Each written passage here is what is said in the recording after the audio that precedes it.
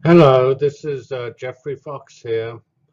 We're in the Big Data and Open Source Software Projects course, and we're continuing our discussion of applications and their structure.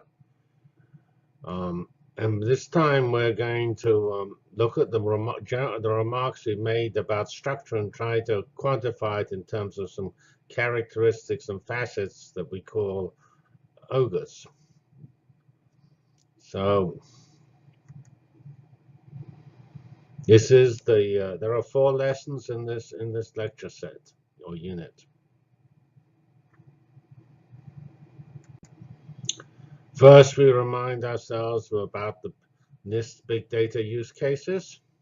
Remember, we had 51 of them. Those 51 are listed here again.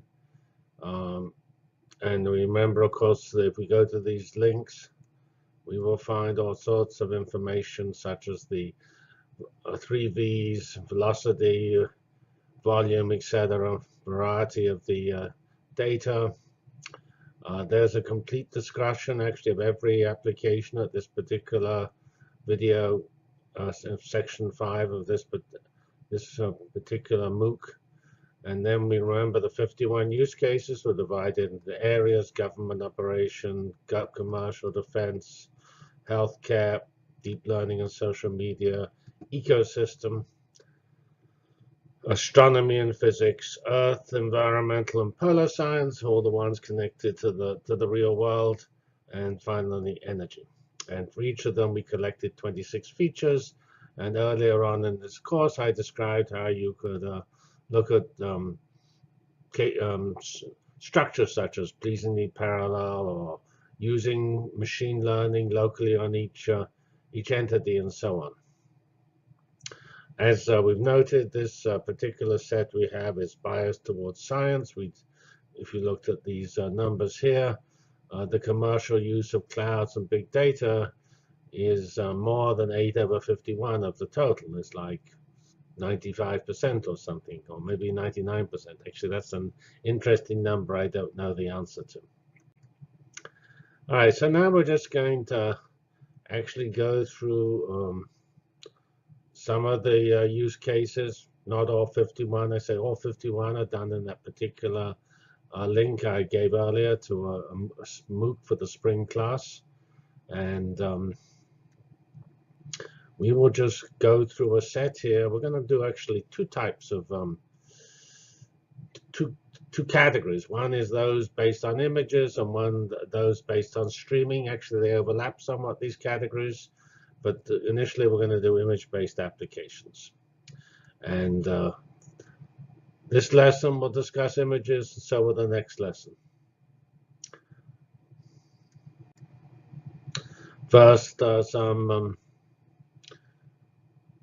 picture I've already shown explaining why images are sort of important. There's 1.8 billion images uploaded every day, most of them to Snapchat, Instagram and Facebook and WhatsApp. So those are the basic social media applications. Flickr, which is sort of the one actually most of us know better, because in some sense, because it was aimed at imaging, is a small fraction of this, and you can essentially not see Flickr. Maybe there's a tiny bit of Flickr here. And here, there's a little yellow top to this. Okay. So that's why, vision, computer vision as a field, and anything to do with images is being revolutionized by this number of data. And of course, this is only the commodity data being uploaded to these social media sites. We will actually, in these use cases, come to a lot more sources of images: defense, science, and so on. So if we looked at the 51, I decided there were 13 large-scale image cases. That ignores things like Netflix, which is video. There were 3 of the military sensor data analysis and intelligence. So that's use cases 13, 14, 15. There was, this should be 17 here, the pathology imaging example, which is digital pathology, which is going to turn out to be interesting because it's getting very large 3D images. And we know just a year or two ago, medicine was uploading 70 petabytes of data a year, excluding cardiac data. Then we have a couple here which are related to what I call computational bioimaging or light sources. Light sources are where photons bombard materials, and that's actually relevant not just for biology, but also for material science. Use case 26 is large-scale deep learning, and we'll come and discuss that. That's where we a highlight here is the fact that there are 10 million images and 11 billion parameters in a recent Stanford deep learning application to recognize faces. Sort of important, interesting examples here are driving cars, speech recognition, and natural language processing. Of course, speech and natural language are not image-based. Recognizing faces and images and driving cars, which is sort of video, are effectively images. We'll look at use case 27, which is organizing large-scale unstructured collections of photos. Use case 36 is astronomy. Astronomy is a huge source of images. We describe one particular one, the Catalina real-time sky survey, and that's effectively aimed at, you just have these data streaming from the telescope. You look for events by comparing the image, what you see, with a database of existing information. That's very common streaming applications. So this is also a very important streaming case. Use case 43 is radar data analysis for remote sensing. That's where we have aircraft or vehicles with radar. Radar is observing the ice sheets and essentially going through the ice, bouncing off the seabed, and then you can detect sorry, it's really a glacier bed, frozen seabed, and that's how we find out what the glacier really is. We feed that into our simulations and find out nifty things about the world. And we have global warming and things. Related application is different radar of different types of radar, but they're different characteristics. And here we're looking for movement of the Earth, which is characteristic of earthquakes. And the final case here I have of Imagery is looking at the results of simulations. If you do, say, an air simulation, airflow simulation, then you would want to analyze that for turbulence and other types of effects, where the images are produced by the computer, and then you do image analysis on them.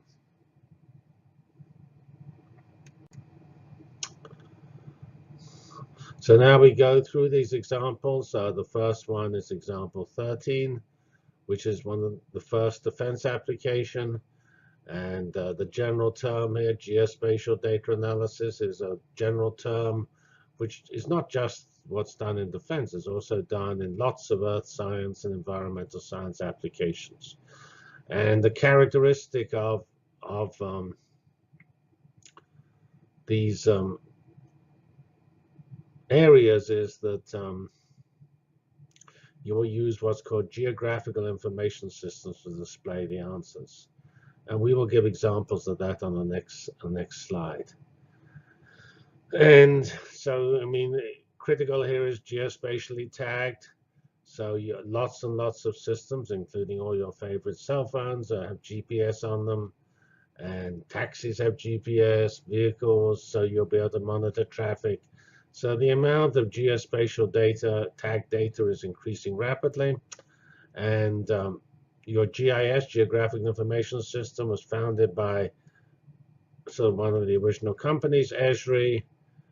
There are open source systems like GeoServer, and there are also support built into relational databases like Oracle and Postgres. You have lots of important formats, and you have images, you have vectors, and you have objects. And all of this is geotagged and can be displayed in your GIS. And then you want to do analytics, like, well, obviously a favorite analytics is the shortest path. That's how the mapping systems tell you how to drive your car. But there are lots of other important, endless analytics. I mean, I mentioned the seabed analysis of glacier bed analysis, the movement analysis for earthquakes. Other ones involve classifying terrain, about the status of crops, the ability for vehicles to go over terrain and things like that. And obviously, what's big data? Well, big data is that we're going up factors of 1,000 or so in size, because we're taking more data, and that data always is getting higher resolution.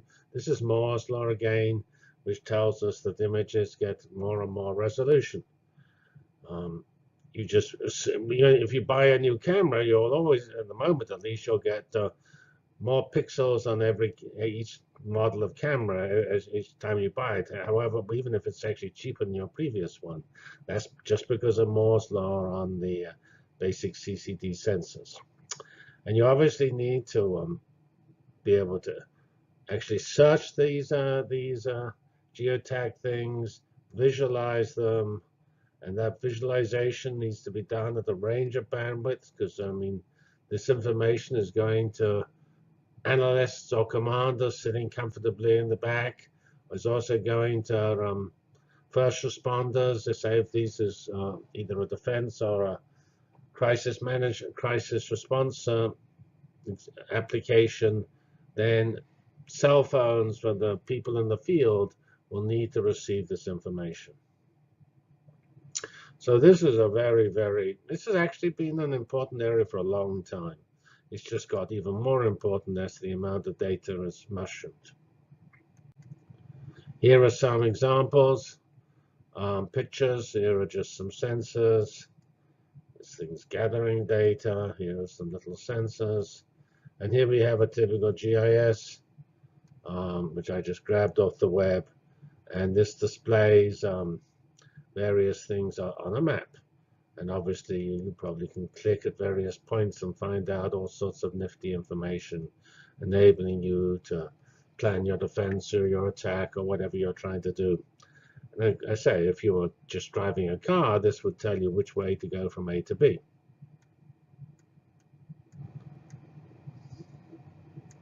Okay, so this is a pervasive application. Here we have, there were 3 defense applications, and they basically, the first one covers basic GIS. This one is focusing on imagery and notes that you get petabytes of data in the space of a few hours. And that data has to be processed, which is image processing. And there's actually a bit of a problem here, which is an important general sensor problem. We have these very high resolution cameras taking data. So where is the data going to be processed? Because that processing is pretty non-trivial. And that's what is pointed out here. You have this trade-off. If you process the data at the sensor, then you don't need a lot of bandwidth to send the results back, because the result of the processing is much lower, as many few bytes than what you started with. But that may not be so easy. If your sensor's sitting in a highly dangerous or maybe a low power area, you may not have enough computers next to the sensor to process it. In that case, you actually have to send the data back to the cloud and process it there. So this is, I don't know many battles which have 20-node GPU clusters sitting on the front line. So this trade-off between processing at the sensor and processing at the back end is a very important problem. And you probably need processing in both places, and clever choices to do some simple, low CPU use processing at the back end to clean the data up, at very least compress it and remove irrelevancies, and then the more detailed processing done at the back end. Of course, everything is analyzed and put down as these so-called overlays. If you look at that GIS, if you go to your favorite Google Maps or something, you usually have a choice of what you want to display. Do you want the maps? Do you want the classic map data, roads and things like that? Do you want the satellite pictures and so on? And do you want the display of the traffic information? All sorts of things. So these are usually set up as overlays, and then you, the user who's visualizing it, choose which overlays to put on the GIS display. The GIS display is basically a spatially oriented picture telling you, and then each display, each overlay is geotagged, and it knows where to put it. So, as it says here, there's a bit of a problem here in getting enough computing in the right place. All right, here's the sort of final step, which is the, you remember we have these pipelines, data to information to knowledge to wisdom to decision. Well, this is the wisdom and decision phase, where you're actually making intelligence decisions. And this is, you've already gone through the initial stages, which has converted it to information and knowledge. That's found the various, decoded the images, found out what they're made of, and where the well, if it's where the crops which are dying are, if it was an agricultural image, or where the enemy's tanks are, if it's a defense image, and so on. And so the final stage is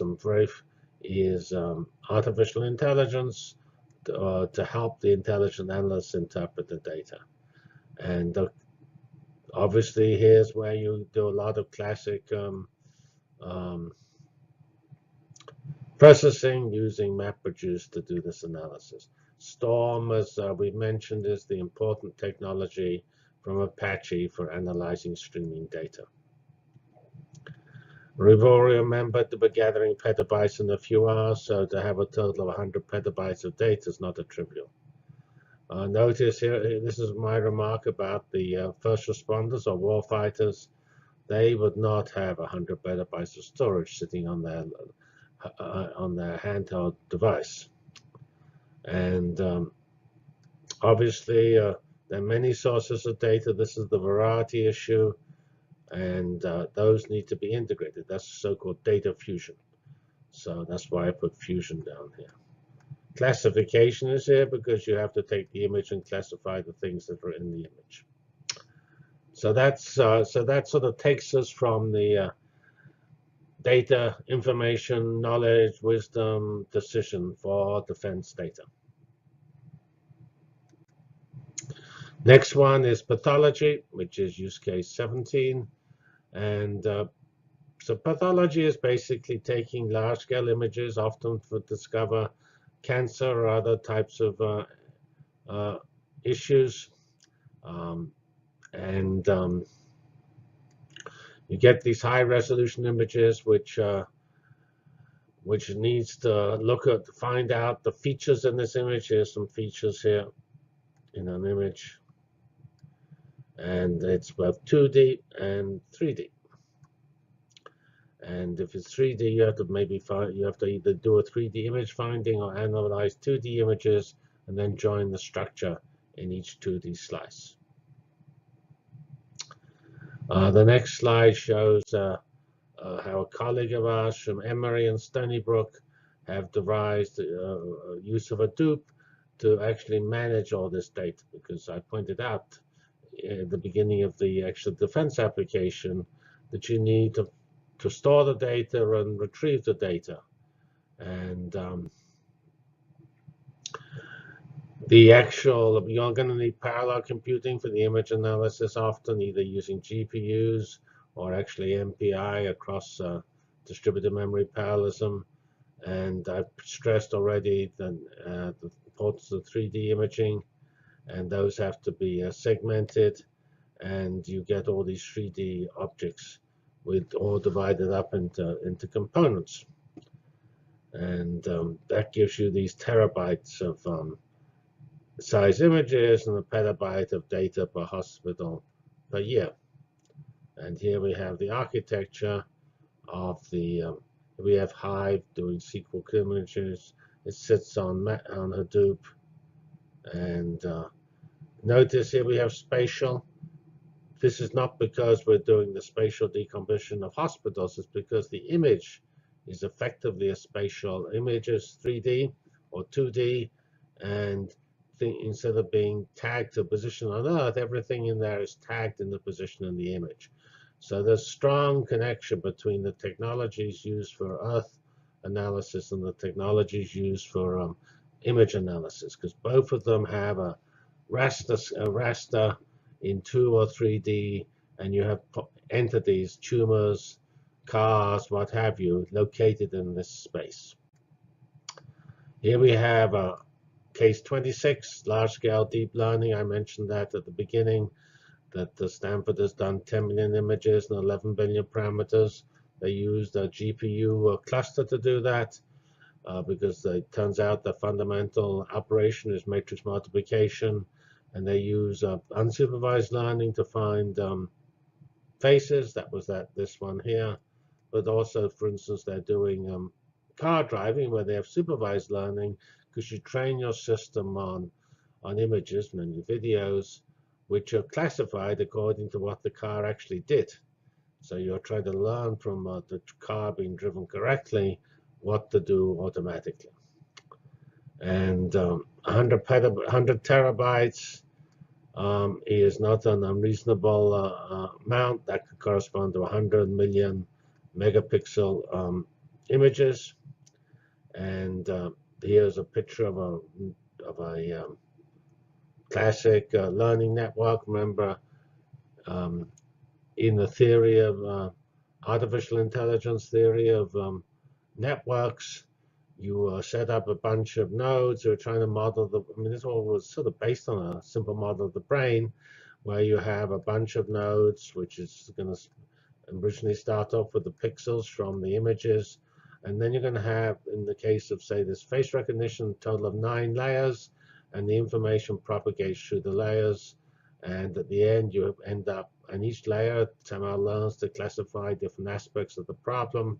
And at the end, you end up with the answer. I'm a face, or you're Fred, or whatever the answer is.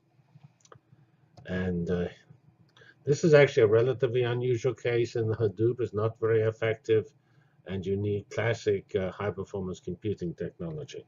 That's because the basic operation here is matrix multiplication, for which high-performance computing is particularly effective. Here we have application 27, organizing unstructured photos. And this is a colleague of mine, David Crandall at Indiana University. His idea is to Geo is to build a 3D world by basically joining together all the images that people have. Now, that's pretty straightforward if the image is already geotagged. But what happens if they're not geotagged? Well, his idea is very simple. You just assign an unknown position and an unknown orientation to the camera for every image you have. And then you do a giant least squares fit to the model of the world to locate all these images in 3 dimensions. And then you can produce a beautiful picture of the world. And here he has, he's using a 480 core cluster to do this initial investigation. So here, this is sort of a pictorial view of what here we have the uploaded images, which tend to be focused on important things like Eiffel Tower and etc. And you upload that. You're trying to essentially have this model of the world. Here are the images scattered around. Here's the different cameras. The cameras are taking the same picture, and you're trying to say align all the cameras so that when you put them all together, you actually get the 3D world. Pretty interesting example of a of a big data problem. So we haven't finished all the image cases, but we've run out of time for this lesson. So we'll now stop here, and we'll go through the remaining image applications in the next lesson. Thank you very much. This is Jeffrey Fox ending this lesson, part A of this unit. Thank you.